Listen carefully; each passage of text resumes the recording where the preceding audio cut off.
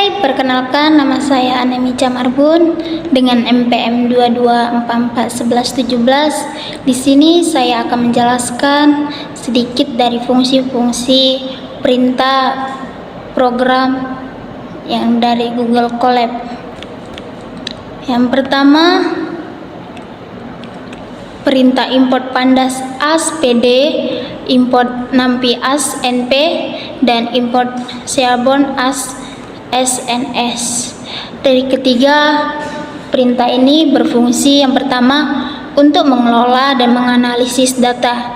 Yang perintah yang kedua yang np itu berfungsi untuk perhitungan angka atau operasi matematika. Perintah yang ketiga itu yang sns berfungsi untuk membuat grafik dan menganalisis data. Perintah yang kedua dir. Perintah ini sering digunakan untuk melihat daftar file yang ada di dalam folder kita. Contohnya yang saya buat itu penerimaan siswa akan terbaca.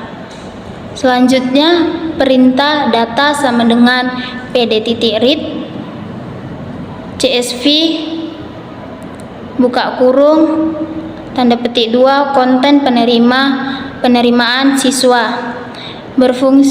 Perintah ini berfungsi untuk membaca file CSV kita.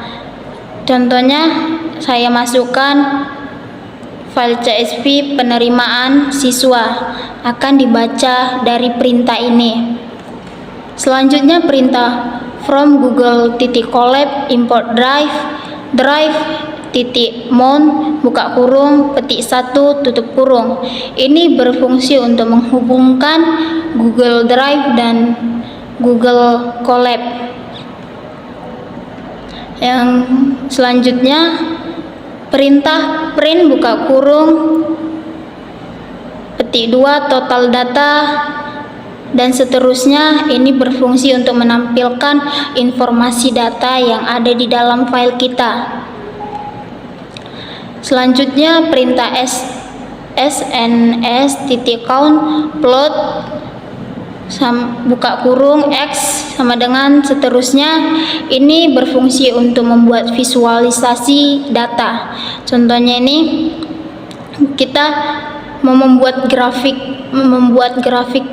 batang itu menggunakan perintah sns count plot. Selanjutnya perintah data drop buka kurung petik 1 nilai akhir seterusnya. Ini berfungsi untuk menghapus kolom yang tidak diperlukan. Contohnya menghapus kolom nilai akhir dari data karena tidak diperlukan.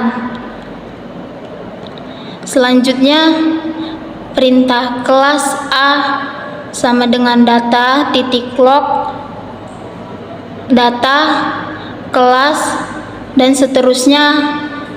Perintah ini berfungsi untuk menghitung rata-rata umur berdasarkan kelas yang di dalam data kita tersebut. Selanjutnya perintah def setting garis bawah umur buka kurung calls tutup kurung titik dan seterusnya. Itu untuk mengisi data umur yang masih kosong. Contohnya itu untuk mengisi data yang kosong berdasarkan kelas siswanya. Selanjutnya perintah data dropna buka kurung in place sama dengan true tutup kurung. Ini berfungsi untuk menghapus data yang masih kosong, yang masih kosong setelah pengisian sebelumnya. Selanjutnya perintah pd.get garis bawah dums buka kurung data jenis kelamin. Ini berfungsi untuk mengubah data kategorikal menjadi angka encoding. Contohnya mengubah data jenis kelamin menjadi angka agar bisa digunakan dalam analisis lebih lanjutnya nanti.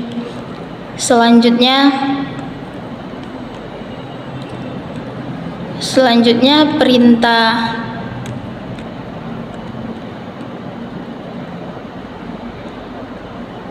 Jenkel sama dengan PD titik get, DUMS, jenis kelamin, drop, dan seterusnya.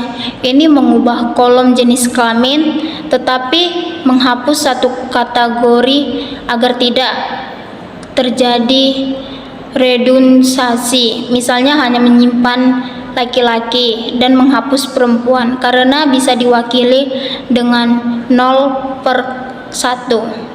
Selanjutnya perintah PCL sama dengan P titik get garis bawah DUMS data kelas koma drop dan seterusnya. Itu berfungsi untuk mengubah kolom kelas menjadi angka dengan yang sama seperti yang tadi saya jelaskan. Selanjutnya perintah keterangan sama dengan PD titik get garis bawah DUMS buka kurung data titik 1 keterangan dan seterusnya. Itu untuk mengubah keterangan menjadi angka. Misalnya diterima sama dengan 1, tidak diterima sama dengan 0. Selanjutnya perintah data sama dengan PD titik concat buka kurung data, jenkel dan seterusnya. Itu untuk menggabungkan data yang sudah dikodekan tadi. Perintah selanjutnya data titik drop buka kurung jenis kelamin, keterangan, kelas dan seterusnya. Itu untuk fungsi dari perintah ini untuk menghapus kolom yang tidak diperlukan lagi. Sekian dari penjelasan saya. Jika saya ada kesalahan, mohon dimaafkan. Sekian dan terima kasih.